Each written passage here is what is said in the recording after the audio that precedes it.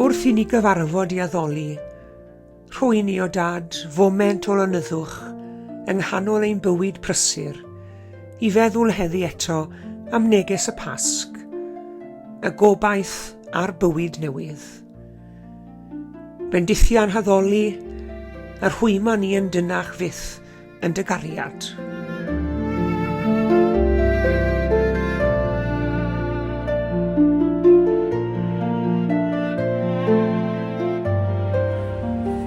Bore da iawn i chi gyd, a chroeso cynnes iawn i chi i roedfa ddigidol y bore yma. Diolch i chi am ymuno ni. Gobeithio gewch chi fendith o gyd addoli ni heddi. Croeso cynnes iawn.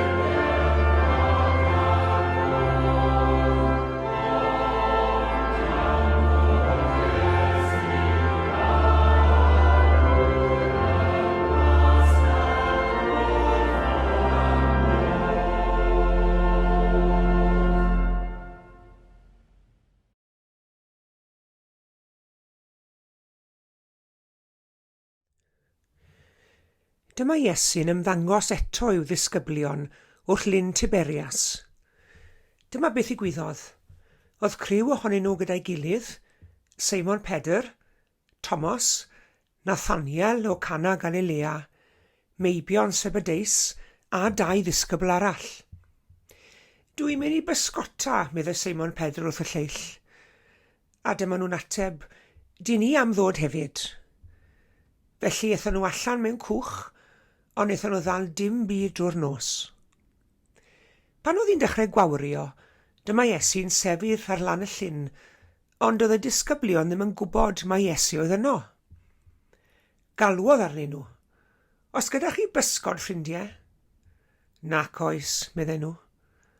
Yna dywedodd Iesu, taflwch yr rhwyd ar ochr dde'r cwch, a byddwch yn dal rhai. Dyma nhw'n gwneud hynny, a chafodd cyment o bysgod ei dal, nes ei bod nhw'n methu tynnu'r rhwyd yn ôl i'r cwch. Dyma'r disgybl roedd Iesu'n ei garu yn dweud wrth Pedr yr arglwydd ydy e, a dyma Seimon Pedr yn rhwymo dillledyn am ei ganol yn aneidio i'r dŵr. Dath y disgyblion eraill ar ei ôl yn y cwch gan lusgo'r rhwyd oedd yn llawn o bysgod ar ei hole. Ar y lan, roedd tân golosg a physgod yn coginio arno ac ychydig fara. Dewch ar rhai o'r pysgod i chi newydd I dal, medde Iesu wrthynt. Felly dyma Seimon Pedr yn mynd I mewn i'r cwch a llusgo'r rhwyd i'r lan. Oedd hi'n llawn y bysgod mawr, 153 ohonyn nhw, ond hynny wnaeth yr rhwyd ddim rhwygo. Dewch I gael brecwast, medde Iesu. Doedd dim un o'r disgyblion yn meiddio gofyn iddo pwy wyt ti, ond nhw'n gwybod yn iawn mae'r milltir oedd e. Yna dyma Iesu'n cymryd y bara a'i roi iddyn nhw, a gwnaeth yr un peth gyda'r pysgod. Dyma'r trydydd tro I Iesu adael i'w ddisgyblion I weld ar ôl iddo ddod yn ôl yn fyw.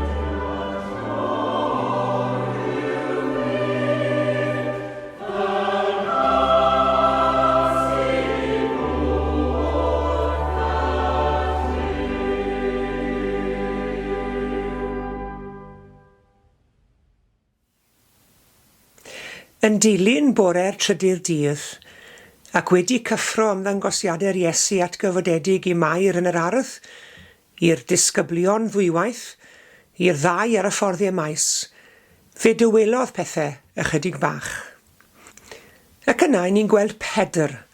Mae fel sef wedi cael digon am y tro bregethu am deyrnas Dduw, a dyma fe'n penderfynu troi nôl at yr hyn oedd yn dod yn naturiol iddo fe, sef pysgota.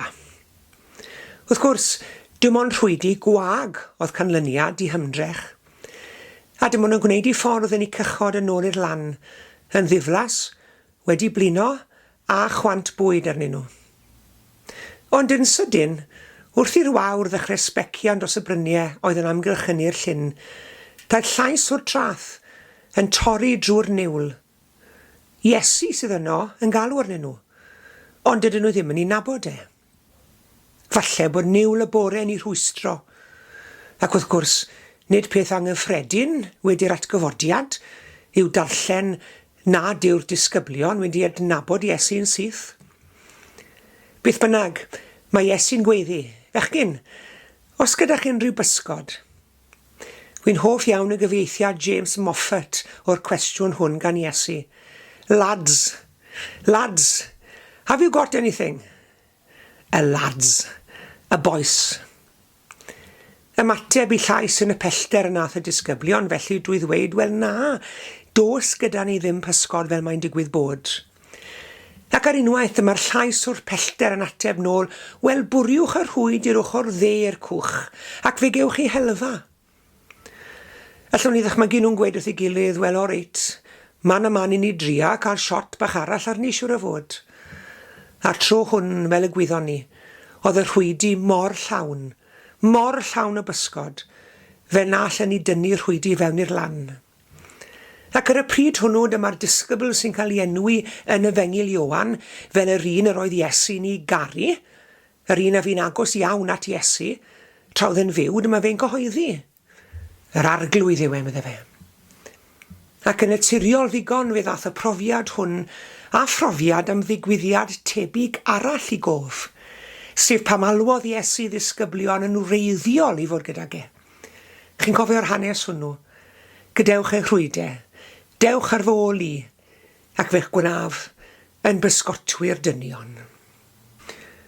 Ac o gofio'r digwyddiad hwnnw, does dim rhyfedd bod Pedr a Ioan wedi ymateb i'r llais o'r traeth, bwriwch eich rwydi i ochr arall y cwch. Ac o fewn munudau oedd ei rhwydi'n llawn, a Ioan oedd yn datgan, yr arglwydd yw. Ymatebodd Pedr, byrbwyll, drwy glymu wisg amdano, a neidio i mewn i'r môr. Pam tybed bod Pedr wedi cyffroi cyment? Wedi'r gwbl oedd pawb arall wedi aros yn y cwch, ond na, oedd Pedr yn y dŵr. Falle bod rhan nesa'r stori yn helpu ni ddeall hyn. Wedi iddynt lanio, gwelsant dan golosg wedi wneud, a physgod arno, a bara. Tân colosg. Chi'n gwybod taw dim ond mewn un man arall yn y Beibl mae sôn am dan golosg, ac mae hynny'n allwedd i ddeall yn iawn gyffro Pedr fan hyn. Mae rhaid i ni droi nôl at y ddeunawfed bennod o Fengil Ioan, ac at hanes Judas yn bradychu Iesu yng ngardd Gesemane. Caf Iesu arwen i gyntedd yr archoffeiriad, a Seimon Pedr yn ei ganlyn, ac yn datgan na bydde fe byth yn gwadu nac yn ei adael e chwaith. Ond meddai Iesu, cyn i'r ceiliog ganu, fyddi di wedi ngwadu i deir gwaith. A dilynodd Seimon a'r disgybl arall Iesu i gyntedd yr archoffeiriad, a gofynnodd ynta i Pedr, tybed, wyt ti yn un o ddisgyblion y dyn hwn? Na dwi, meddai Pedr. A gwrandewch ar yr adnod hon. A chani fod i'n oer, yr oedd y gweision a'r swyddogion wedi gwneud tân golosg. Ac wrth bod Pedr yn sefyll yno ger y tân yn twymo, fe ofynnwyd iddo fe'r eilwaith, a dde'n un o ddisgyblion Iesu, wel nag o meddai fe dydw i ddim. Dyma fe wedi gwadu Iesu ddwywaith yn barod. Ond o'n i welais ti'n yr ardd gydag e, Naddo, medde Pedr, ac fe ganodd y ceiliog. A dyna'r cysylltiad wedi'i wneud ynddo fe. Tân colosg yng nghyntedd yr archoffeiriad pan fu Pedr wadi Iesu deirgwaith, a tân golosg yma ar y traeth hefyd. A mae'n siŵr gen i yr oedd y rogle'r colosg yn llosgi wrth i Pedr nesau at y traeth ar y bore hwn wedi'r atgyfodiad, wedi iddo fe weld Iesu a'i adnabod e. Mae'n siŵr gen i bod ogle'r tân golosg wedi atgoffa fe o'r arogl a oedd yn yr air yng nghyntedd yr archoffeiriad y noson honno pan wadodd e Iesu deirgwaith. Fedrwch chi ond ddychmygu'r euogrwydd yr oedd Pedr wedi bod yn ei gario ers gwadu Iesu deirgwaith. Ef wedi'r cyfan yw Pedr ynddo fe, y graig, y cyntaf i wneud y gyffes, ti yw'r Crist, y disgybl ffyddlon, llawn bywyd, uchel i gloch a gyhoeddodd arglwydd, hyd yn oed os yw'r lleill i gyn yn radel di, fydda un aros yn ffyddlon i ti ac yn barod i farw gyda thi. Pedr yw'r un a wadodd deirgwaith, iddo hyd yn oed adnabod Iesu ar noson i frad. Pe bai gan unrhyw un fydd gywilydd ac ofn i ddangos i wyneb, Pedr fydde hwnnw. Pe bai unrhyw yn eriod mewn angen am fyddeiant gan ei arglwydd, Pedr fydde hwnnw. Pedr fyrbwyll, ac mae'n siŵr gen i taw i fyrbwylledd e, yrodd ei neidio mas o'r cwch a mewn i'r môr, yn hytrach nag aros tan i'r cwch gyrraedd y lan. Ond wrth nesu a gweld Iesu'n twymo ger y tân colosg, yn union fel y gwnaeth Pedr ei hun ger y tân yng nghyntedd yr archoffeiriad, mae'n rhaid bod Pedr wedi ymostwng ei lygad mewn cywilydd. Sut y gallai wynebu ei arglwydd? Fe fyddech chi'n disgwyl Iesu gyrryddu am iddo fe wadu fe deirgwaith, ei gyrryddu, ei feio, ond nid trin Pedr fel bradwr, nac fel un a drodd i gefn arno wnaeth Iesu, o nage. Beth nath e? Ond cynnig brecwast iddo. Mae'n ei fwydo fe. Weithiau, cyn i glwyf cael ei wella, mae angen i lynhau'n ofalus yn does. A dyma beth mae Iesu'n gwneud fan hyn. Mae e'n dechrau ar y gwaith. Mae Iesu'n dechrau gyda gras ac nid cerydd. Ond roedd y 6 disgybl arall wedi cyrraedd erbyn hyn a'r criw yn sefyll o amgylch y tân colosg. Oedd Pedr a'r disgyblion eraill siŵr o fod yn disgwyl Iesu mateb yn gwbl wahanol. Oedd Pedr, os dim dwt, oedd e'n disgwyl cerydd. Dewch ar rhai o'r pysgod i chi di dal, medde Iesu wrthyn nhw. A dyma Pedr fel rhyw blentyn bach, oedd yn trio gwneud iawn am fod yn ddrwg. Yn dringo i'r cwch, a thynnu'r hwyd i'r lan yn llawn pysgod braf, 153 ohonyn nhw. Ac ar y pwynt hwn, allwn ni ddychmygu Pedr yn agosau at Iesu, gyda rhyw swildod mawr. Yn camu'n araf, falle ddim yn medru edrych i fyw i lyged e. Yn aros i weld y fydde Iesu yn ei gydnabod e o gwbl hyd yn oed.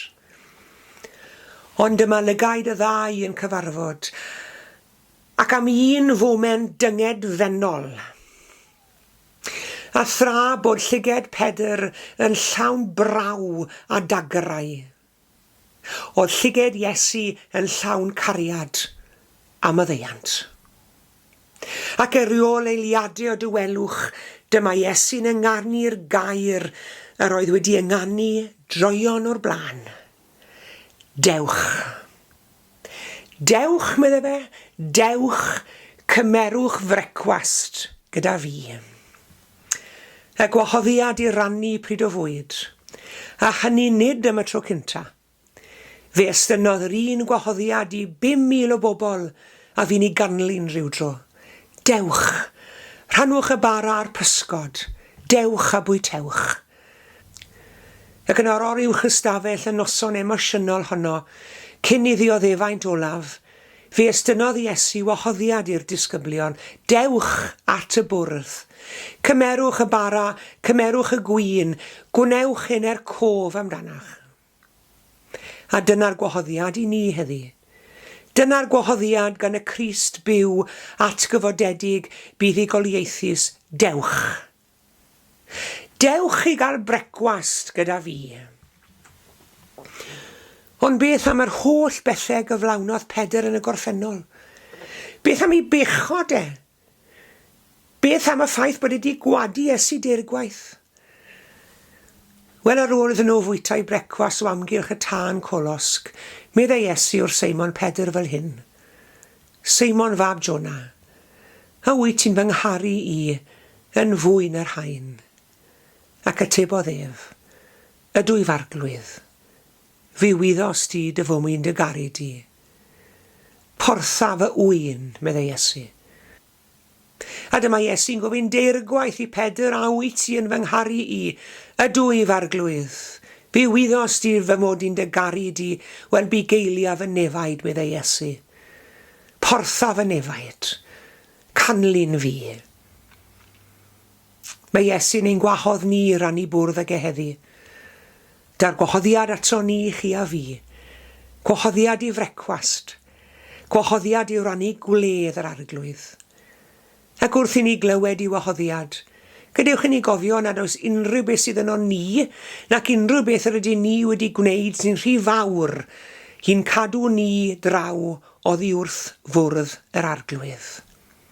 I'n cadw ni rhag gwrthod i wahoddiad. Mae yna elfen o Seimon Pedr yn o'n i gyd cofio'n dose. Un funud i ni'n cysesu'n hunain ger bron tân, gwad a brad. A'r funud nesaf ni'n cynhesu ger bron tân maddeiant Duw. Ond gyda ryw edrychiad tyner a gwen gynnes, mae Crist yn ein gwahodd i'w fwrdd fel mae wedi gwneud cymaint o weithiau'r blaen. Dewch i rhannu brecwast gyda fi. Ac wedi i ni fwyta, cofyn ein bod yn cael ein bwydo mwyn ei nerthu, a nerthu yn enw Iesu. Awn o'r ledd yn ddisgyblion ffyddlon ac effeithiol i Grist, gan ateb y cwestiwn o fynwyd i Pedr, a wyt ti yn fy ngharu i? Os wyt ti, bugeilia fy nefaid, portha fy llyn, a chanlyn fi. Amen.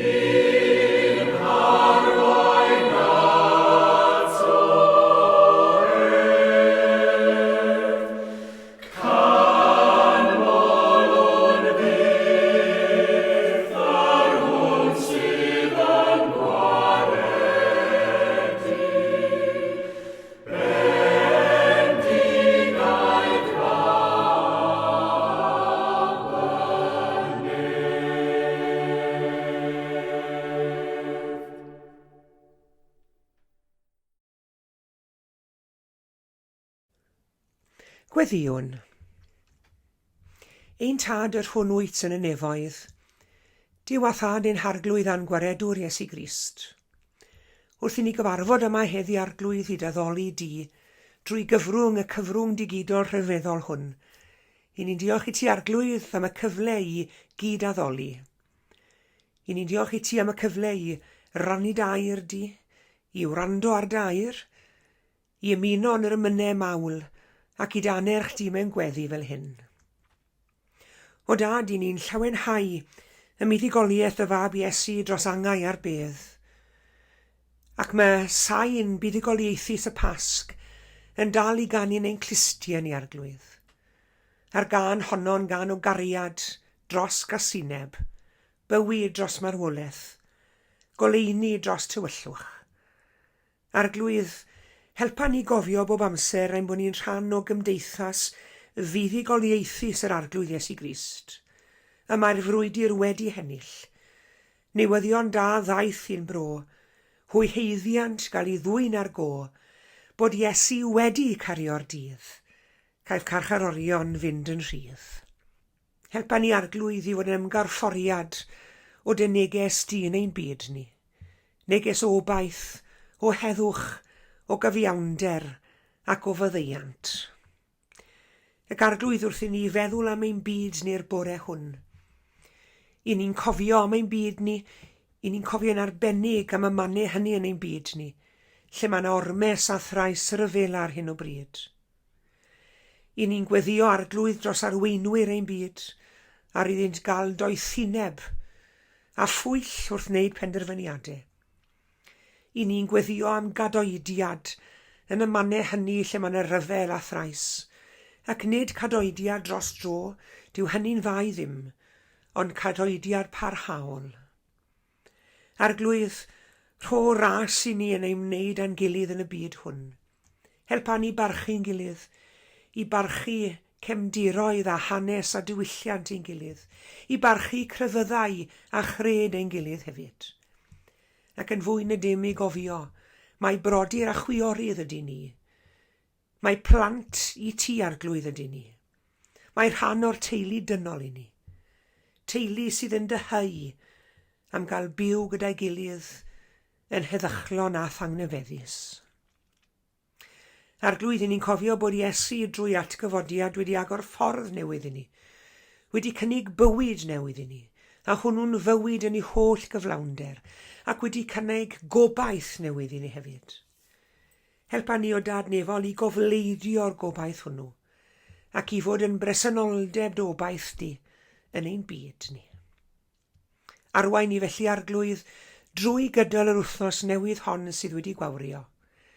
Smon ni'n gwybod beth bydd o'n blaen yr wythnos newydd hon, temptasiynau a dylanwadau, a phob peth arall all fod yr ein llwybrau. Ond eto ni'n gwybod nad oes rhaid i ni ofni'r un gelyn, ond i ni gerdded yn dy gwmni di. Dilyned y gariad ni bobman felly arglwydd. Doed air atom ym mhob lle. Dylanwad arnom drwy'r ysbryd glân ym mhob digwyddiad. Madda i ni hefyd arglwydd, bo bai a phechod yn derbyn di. Gwna ni yn blant da ac yn ddisgyblion dewr, ffyddlon a theyrngar i ti. A hynny nid yn unig ein mwyn ni'n hunain, ond dy fwyn di arglwydd, ac mwyn dy fab Iesu, a goncrodd marwolaeth, ac a orchfygodd y bedd, ein mwyn ni. Cliw ein gweddi, yn enw Iesu Grist ein gwaredwr, yn dysgodd ni wrth weddio i ddweud gyda'n gilydd, ein tad yr hwnnwyt yn y nefoedd, sancteiddiau'r denw, deled y deyrnas, gwneler dy ewyllus, megis yn y ne felly ar y ddeiar hefyd. Deroi ni heddiw ein bara bainyddiol, a madda i ni ein dyledion, fel y myddeiwn nina i un dyledwyr. Ac nac arwain ni i brofedigaeth, eithyr gwared ni rhag drwg. Can i seiddo ti yw'r deyrnas, a'r nerth, a'r gogoniant, yn oes oesoedd. Amen.